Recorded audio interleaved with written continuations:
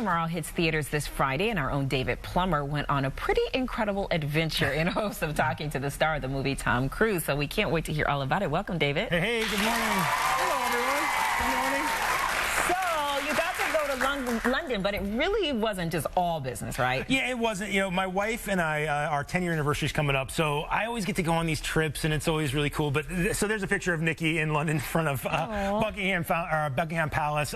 We had a great time in London, so I took her with me. We extended it a little bit. It's gorgeous. Was it beautiful? You know, it was for a couple of days, and it rained a couple more days, but we had just a fantastic time outside of the cool work I got to do while I was there as well. So first trip to London? First trip to London, and it was amazing. A beautiful city. I recommend it to everyone. So, all right. yes. And you did have some work to do. You got to catch up with some movie stars. I did, yeah. So first up, I got to talk to Emily Blunt. So this is on the movie Edge of Tomorrow, this big new sci-fi action movie coming out. Emily Blunt, great actress, Devil Wears Prada, you know her from a lot of other movies. A very sweet girl. I got to talk to her. Take a look. I need your help. With what exactly? Winning the war. We can do this. Just come here every day and I'll train you.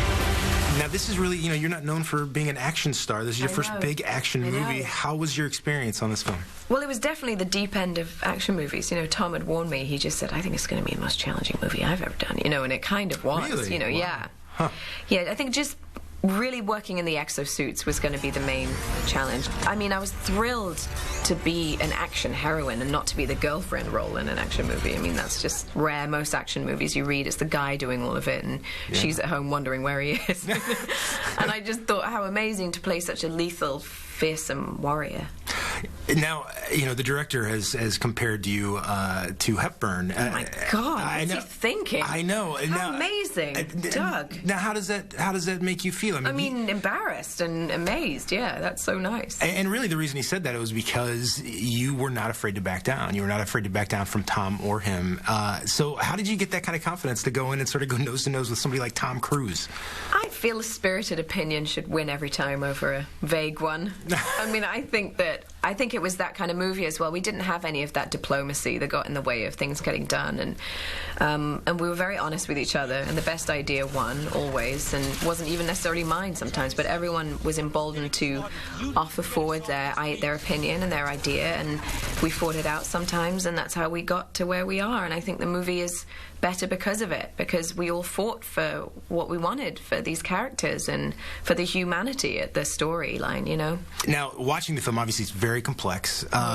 Did you ever, as an actor, somebody that's in the movie, get confused as like, all right, where are we now? All the time. Yeah. We had like many people on set telling us, okay, this is where you've been before, this is where you're at now, Tom, this is what you're feeling towards Emily. This is what, it was that kind of thing. It was just to help us. It was a little easier for my character just because she met him that morning, you know, whereas he's known her for thousands of days. So emotionally for her, she's fairly merciless towards him throughout most of the movie.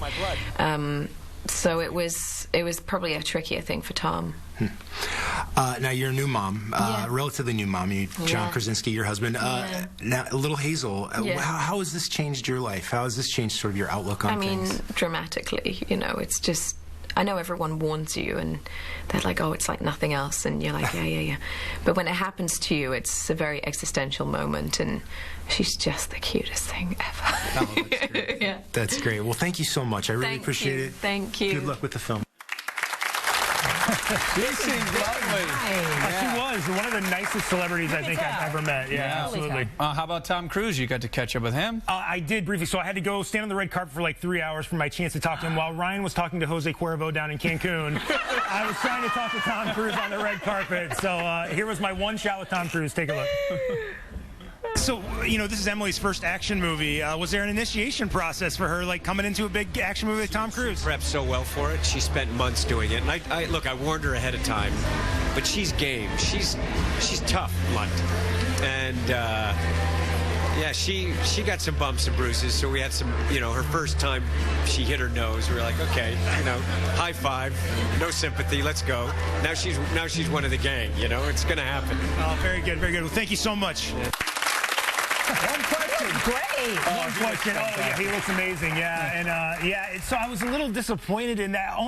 He gave a good answer. I guess I was more disappointed in my question. I was really nervous. I was like Nina at a Backstreet Boys concert. Yeah. The biggest movie star in the world. Right. So I get back here a little disappointed about my interview, and I get a phone call from Warner Brothers saying, "Hey, we need you to be around Chicago tonight."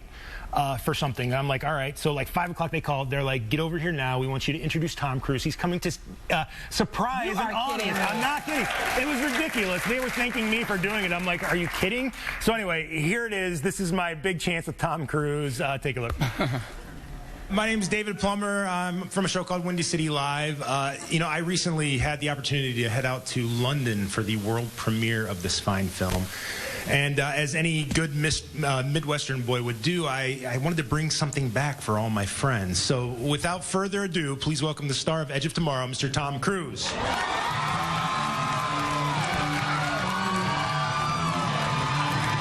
Hey, Tom, how you doing? I saw you in London, man. How you doing? How's your jet lag? I'm feeling pretty good. I'm feeling pretty good today, actually. Yeah, absolutely. Hey, the first thing I think caught my eye in there is you asked the audience if they got some laughs, and I think a lot of people might not be thinking of this as a movie with a lot of laughs, and it really does have some comedy in it. What? We made this film just a big popcorn fun ride for an audience. And, Doug Liman, who directed Born Identity and Mr. and Mrs. Smith, and it's a very unique film, very original film.